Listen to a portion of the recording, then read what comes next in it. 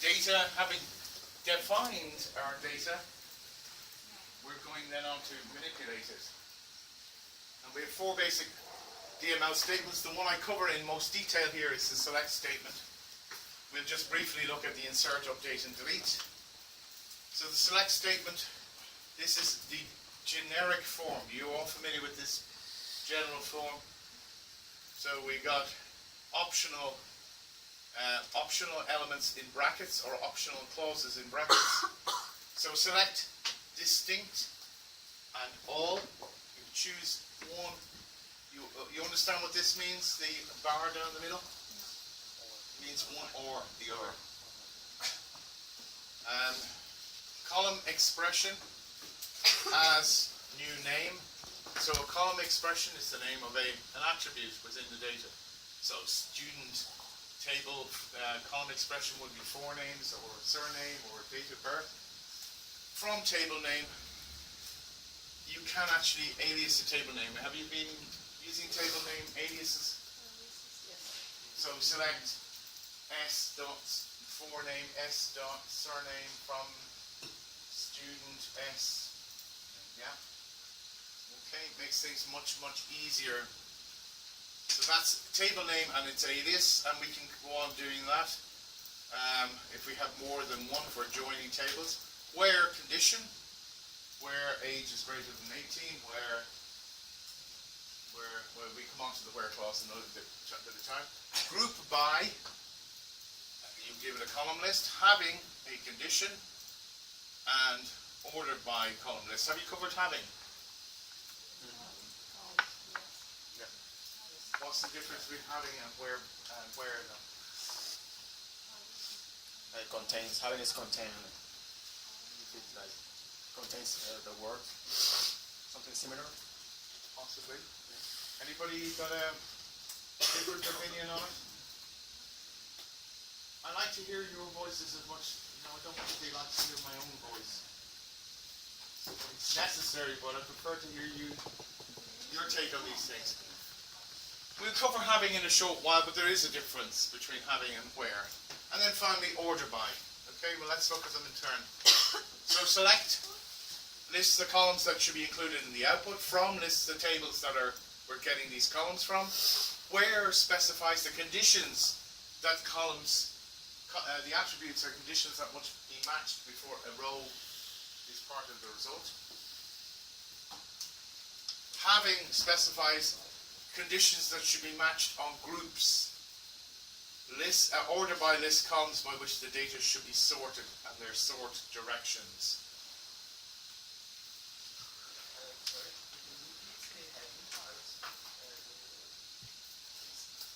Well, where specifies conditions that determine whether the row is returned or not. Having is a sort of a where clause for groups.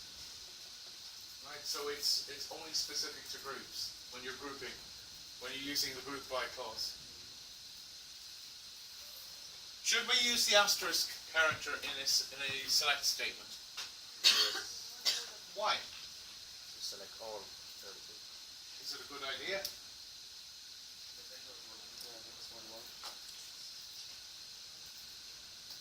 We see, you could do your select all today and it returns a certain set of columns. And somebody could come along and add another 5 columns, and your select all next year will return those 5 columns. Now maybe that's what you want. But if you're interfacing with a database programmatically,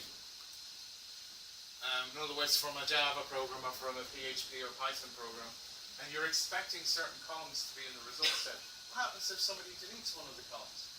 Your program code is still dependent on it being part of the select asterisk. So you should always name columns that you're wanting to return, even if it's everything, because that everything can change. Otherwise, this will break your programs when somebody changes the structure of the database. What happens if a select statement contains a clause that contains an attribute that isn't there anymore? Well, yeah, you'll get an error, but at least it will tell you what the error is. You know, the attribute with this name is not part of the table. So you should avoid using asterisk unless you're doing quick and dirty kind of interactive SQL, that's fine. But when you're writing SQL code for part of an application, don't ever use select asterisk. So, select from clauses. So the use of asterisk is considered bad practice, as I said. Better to explicitly state the columns to be retrieved. So you just provide a list of columns. Select actor ID, first name, last update from actor. This is a database I want you to install. I put on the Moodle page a link to the database, but you don't have access to the Moodle page. So hopefully by next week you will. So select distinct.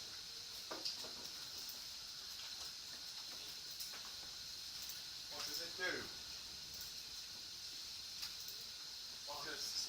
What's that? Unique. It's like a unique for an entire tuple or a set of tuples. So it will only return unique. Yeah. I don't know why they didn't use the word unique.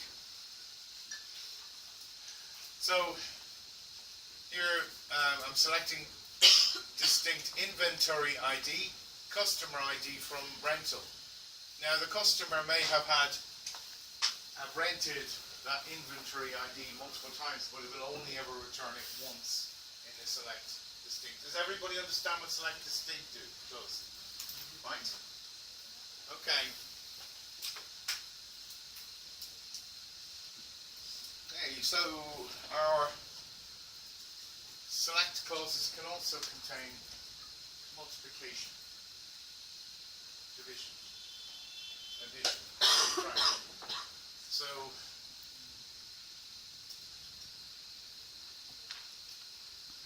let's say we have an order item table.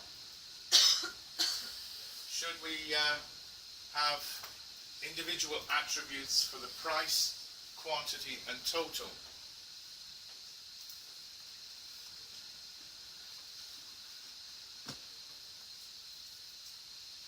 Anybody? So let's say I have an order item. So an order item is part of an complete order.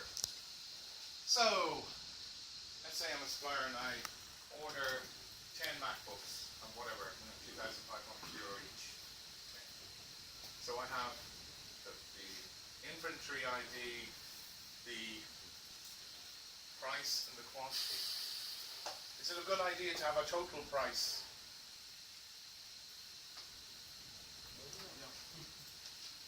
Sorry? Because it's going to be a multiplication from the price to the amount. You remember from your normal forms that you should never have an attribute that doesn't depend on the key, and that depends on non-key attributes. We'll come on to normal forms at the end of today's session. So in that case, a total price would depend only on the unit price and the quantity.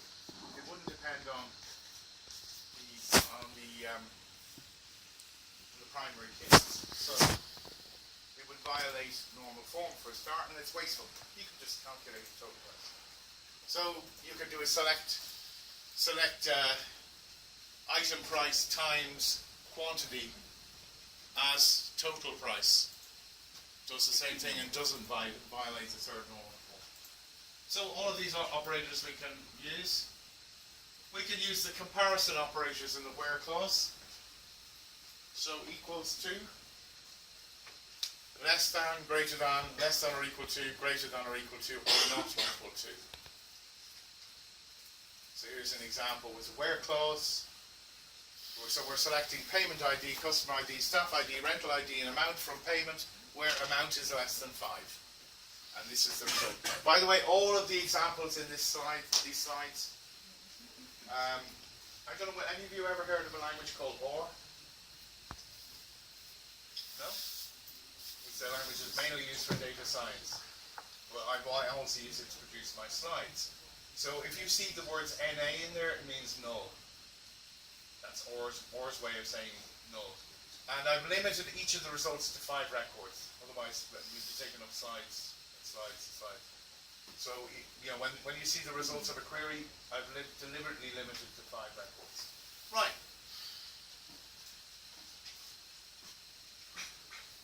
So, logical operators in a where clause.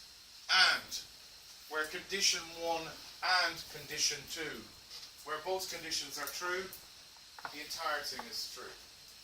So, select from student where age is greater than 18 and city equals Dublin.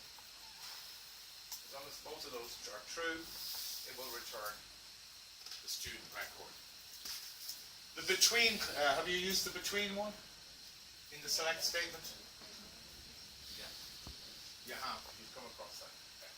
Just want to make sure everybody knows these, because we're going to be, starting from next week, I'm going to be assuming that you know all this stuff and then you don't need to go over it again. Oh boy.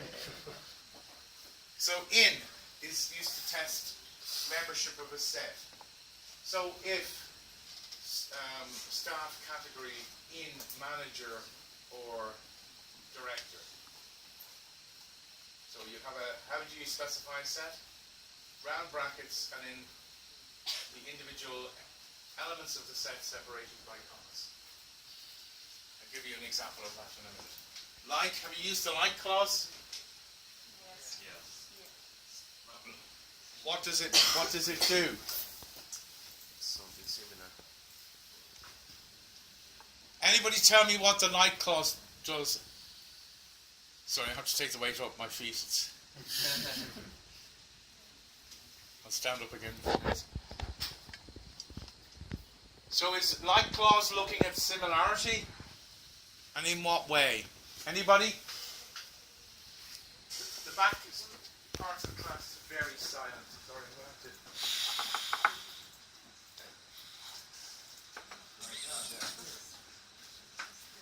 Anybody thinks they can come down here and hide away from that? Okay, the line clause. Anybody like to tell me what it's for?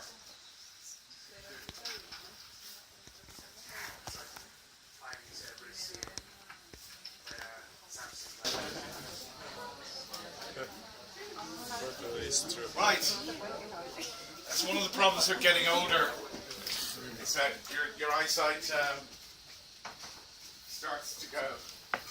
Right, so select statement with a where clause. We're looking at an example of the like, where the surname contains the bigram ST. You may never have heard that word, that term before. Bigram. All a bigram is 2 characters. Trigram is 3 characters. Just a quick way of saying 2 characters. That's all.